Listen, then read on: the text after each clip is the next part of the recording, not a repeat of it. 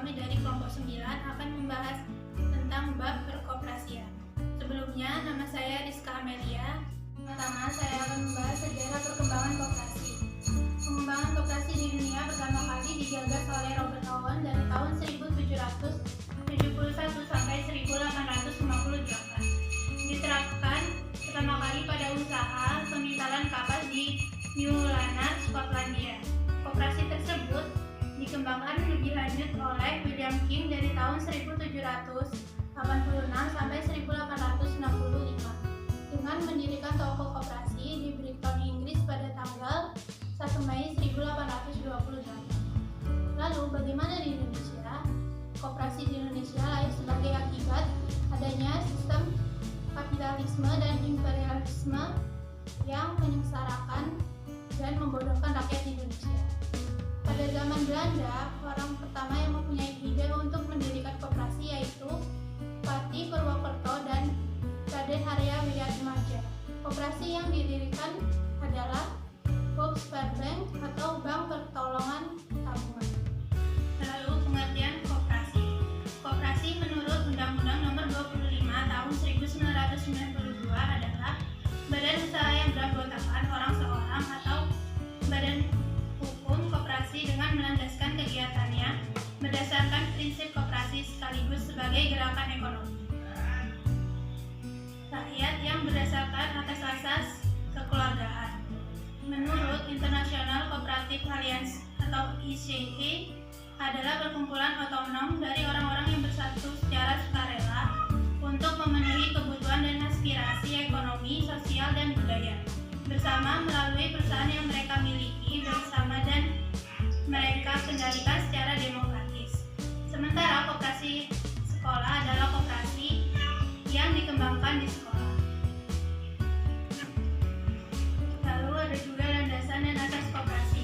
Landasan ideologi koperasi sekolah adalah Pancasila dan landasan struktural koperasi sekolah adalah Undang-Undang Dasar 1945 Pasal 33 serta landasan hukum sebagai operasionalisasi dan Undang-Undang Dasar 1945 Pasal 33 adalah Undang-Undang Nomor 25 Tahun 1992 tentang perkoperasian.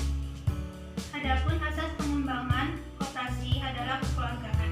Yang dimaksud ialah bahwa koperasi dalam melaksanakan usahanya mengutamakan kemakmuran anggota pada khususnya dan masyarakat pada umumnya, bukan kemakmuran perseorangan.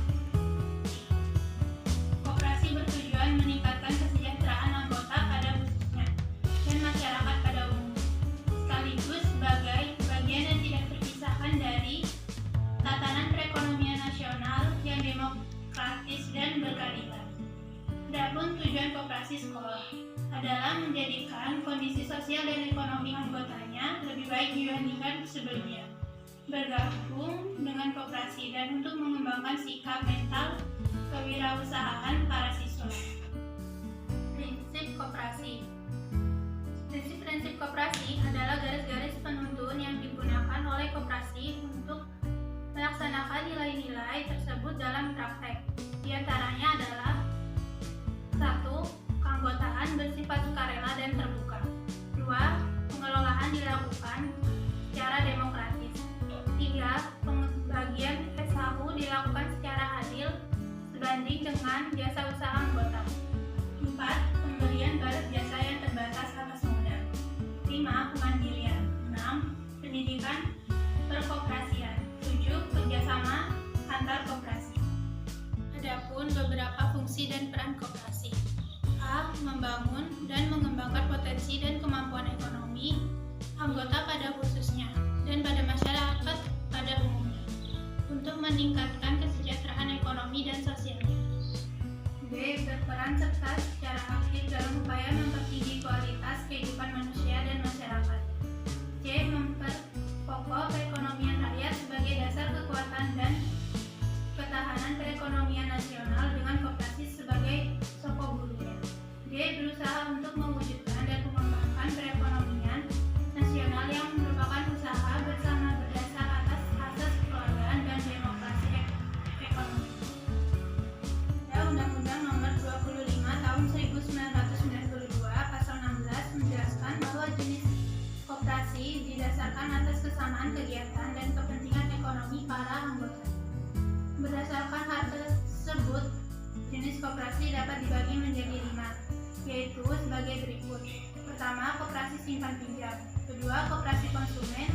Ketiga, koperasi produsen. Keempat, koperasi pemasaran. Kelima, koperasi jasa. Adapun berdasarkan tingkatannya, koperasi di Indonesia dapat dibagi menjadi 4, yaitu sebagai berikut.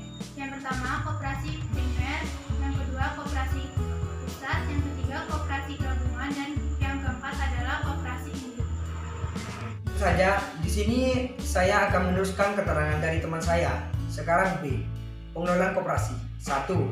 Perangkat organisasi koperasi dan koperasi sekolah.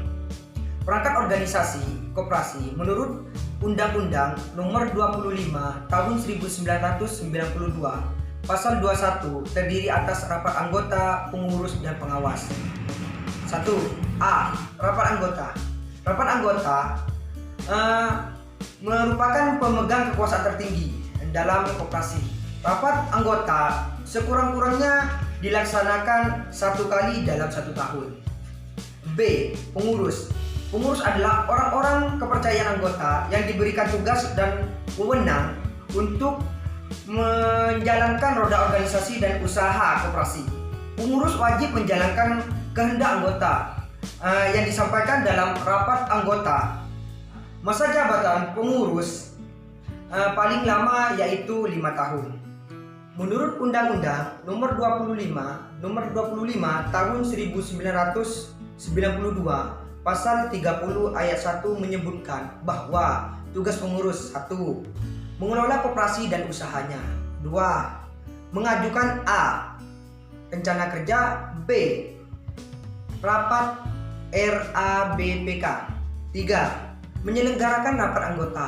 4. Bertanggung jawab atas pelaksanaan tugas. 5. Menyelenggarakan pembukaan dan inventaris koperasi. 6. Memelihara daftar buku anggota dan pengurus. C. Pengawas.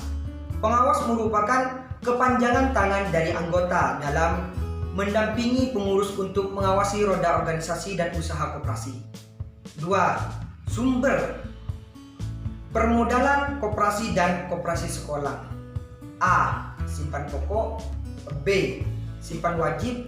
C. Dana cadangan. Dan D. Hibah. 3. Sisa hasil usaha atau dalam kurung SHU, koperasi dan koperasi sekolah.